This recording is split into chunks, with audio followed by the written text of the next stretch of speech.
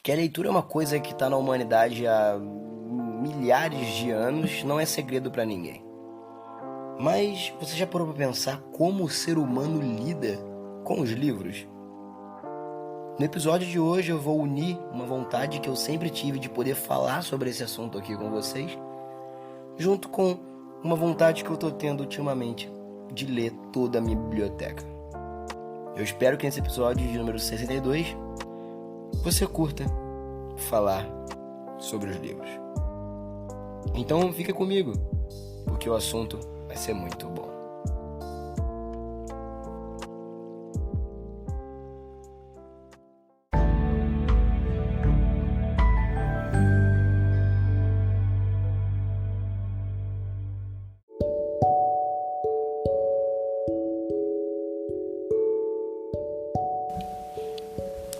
Particularmente falando, eu não sei exatamente quando eu comecei a ter apreço por livro.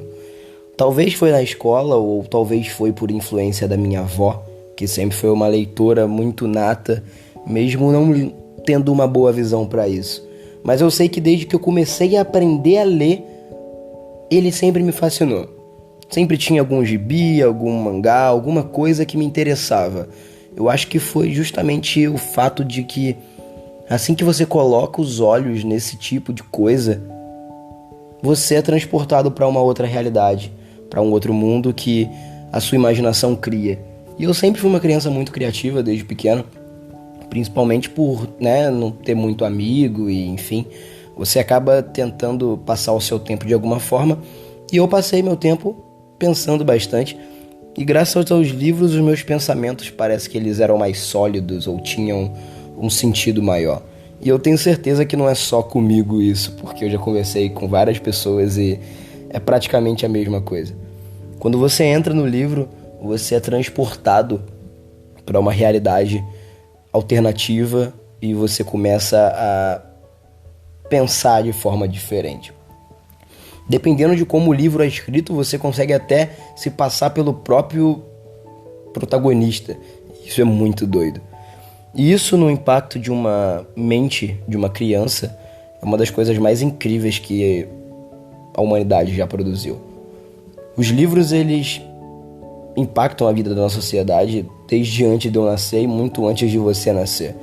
A gente tem livros de diversos tipos, de diversos estilos de escrita, de diversos tipos de leitura. Tem livro que você lê de trás para frente, tem livro que você vê de cima para baixo, tem livro que simplesmente não tem leitura certa para se fazer, porque ele é tão extenso que você consegue ler ele de qualquer forma. E pelo fato de ter uma gama tão grande de leitura, uma gama tão grande de livro, é o fato que me atrai ainda mais. Eu fiz no começo desse episódio uma ponderação interessante, que eu conversei com os meus colegas aqui de casa, o pessoal que mora comigo, que de todos os nossos tipos de entretenimento atual, o livro é o único do entretenimento que nós temos que não tem anúncio. Se você perceber, os livros físicos, que agora nós temos a versão digital dos livros, que de vez em quando entra um anúncio ou outro na frente, mas os livros físicos, eles simplesmente não têm anúncio. E isso para nossa sociedade, que é uma sociedade hiperestimulada, com picos de dopamina, de serotonina o tempo todo vindo de todo canto, um estímulo para você poder ficar ativo, de você consumir, comprar alguma coisa. Quando você vê um produto que não tem esse tipo de hiperestímulo, você estranha. E posso estar falando besteira, mas é uma das minhas teorias pelo qual a gente vê o desuso do livro. O livro, ele não vai te dar um pico de energia, não vai te dar um tapa na sua cara e nossa, você tem que consumir. Não é isso. O livro, ele vai deixar você calmo e vai te dando o que você precisa de acordo com o desenvolvimento dessa história. Coisa que as redes sociais não te dão. Nós já fizemos um episódio aqui no Senacast falando sobre serotonina, dopamina e rede social. Eu acho que vale a pena você ouvir. Nesse episódio eu citei que o hiperestímulo das redes sociais faz você ficar preso num looping de dopamina que você não quer sair. E por que isso acontece?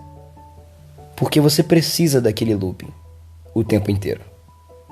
E quando você não tem, você se sente estranho, você se sente para baixo.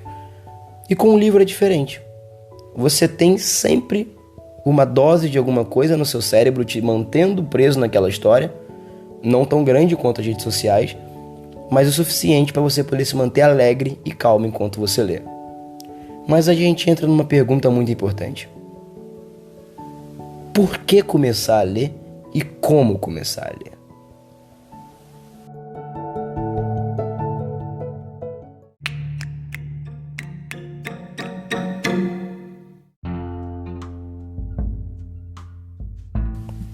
A leitura ela se vê atualmente como uma contracultura. Por mais que muita gente entre nas redes sociais dizendo que você deve ler tantos livros por dia para ter sucesso e fazer diversas coisas, a gente continua achando que ler é uma perda de tempo. Porque enquanto você está lendo, você não recebe o que você receberia mentalmente falando caso você tivesse no Twitter, por exemplo. As informações não chegam até você, as dívidas não chegam até você e nem aquela mensagem do seu crush ou uma curtida no Instagram. O que é interessante, por que damos tanto de valor a esse mega fluxo de dados na nossa cabeça, a essa hiperexposição à informação em tempo real o tempo todo? Se olharmos ao nosso redor, vamos ver diversas pessoas que às vezes nem precisariam ter um celular, mas tem. Tem porque querem se incluir, porque querem ter essa exposição às informações. Mas já paramos para pensar o quanto isso causa na nossa cabeça? Por conta disso, talvez a gente não consiga ler. Por que ler um livro se eu posso ler uma notícia? Por que ler um livro se eu posso ler uma mensagem do grupo da Arca? Eu pensava, e eu ainda penso. Mas todo dia alguma parte do meu cérebro fala, não é a mesma coisa. Ler uma notícia não é a mesma coisa que ler um livro de fantasia ou um livro de filosofia. Ler o grupo da Arca não é a mesma coisa do que ler uma série de livros interessantes sobre Idade Média, por exemplo. Além do conhecimento do livro ser um conhecimento que vem de uma forma diferente, não é jogado na sua cara, ele consegue entrar mais fácil no seu cérebro. Eu lembro, por exemplo, de todos os ensinamentos que os livros didáticos das minhas escolas me ensinaram. Quem aí nunca leu O Menino de Pijama Listrado para poder fazer uma prova do 8º ano? Perdeu muita coisa, porque eu li e chorei as 3 vezes que li o livro e as 2 vezes que vi o filme. Mas eu sei que quando eu li o livro, aquilo causou uma mudança para mim. Não só ele, como diversos outros livros didáticos que a gente é obrigado a ler, né, durante a nossa vida estudantil, mas que tem um peso na minha formação acadêmica, na minha formação como pessoa muito grande. Quem aí leu Dom Casmurro e discutiu numa mesa de bar se Capitu traiu o Bentinho ou não? Faz parte da nossa vida. E quando você tem esse conhecimento, por mais que para muitos seja externo ou uma coisa que pode ser substituível, não é. Não é porque faz parte do ser humano querer saber mais. E por mais que nós tenhamos a chance de ver e saber tudo que a gente quer na palma da nossa mão, o aprendizado pelos livros vem de forma diferente. Não sou nenhum estudante da área, mas eu consigo sentir uma diferença entre ler um livro de filosofia e ver um vídeo no YouTube. Por mais que o vídeo seja mais mastigado, na leitura do livro eu enxergo a filosofia da forma mais pura, ou o mais próximo do que os meus professores viram. Não tinha YouTube na época dos meus professores, e eles aprenderam na marra lendo Nietzsche, e eu acho que eu quero ter essa sensação.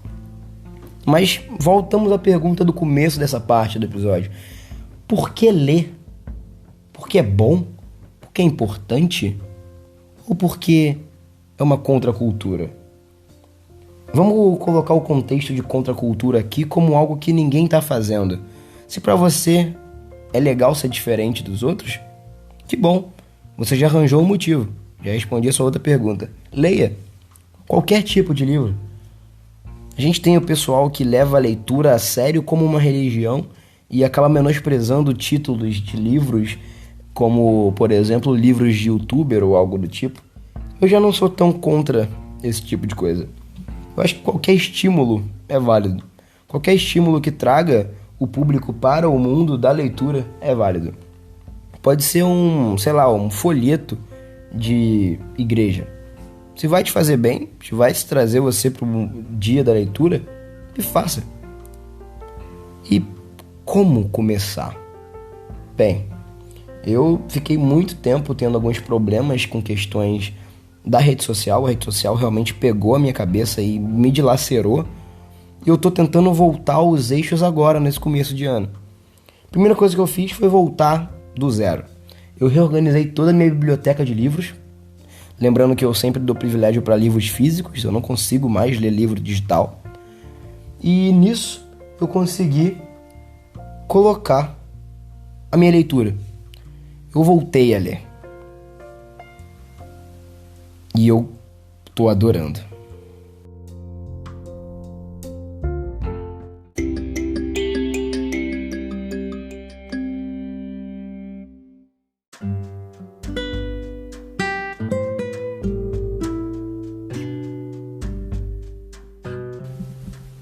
Um livro didático. Um livro fininho de menos de 100 páginas. Foi isso que eu precisei para poder voltar ao meu ritmo de leitura.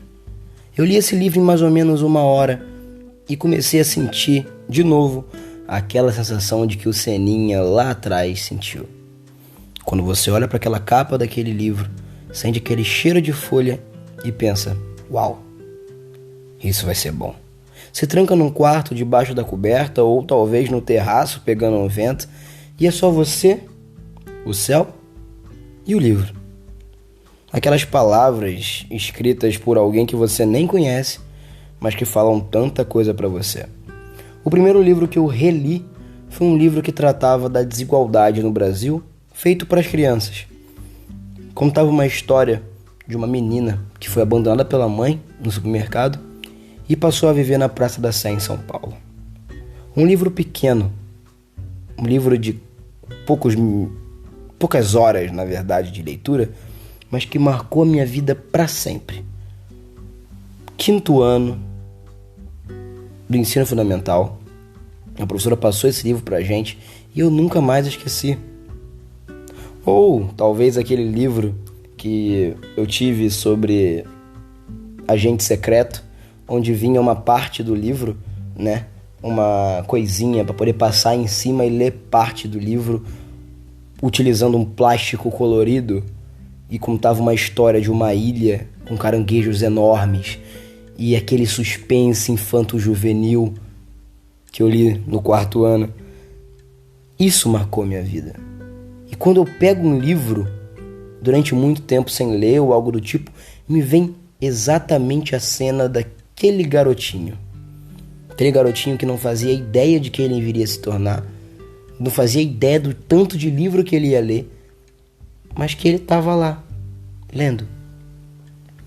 Então quando você encosta um livro, quando eu leio um livro, eu penso, como eu fiquei tanto tempo sem estar com você.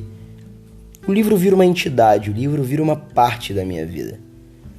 E não é só livro de história. Eu leio muito livro de filosofia, por exemplo.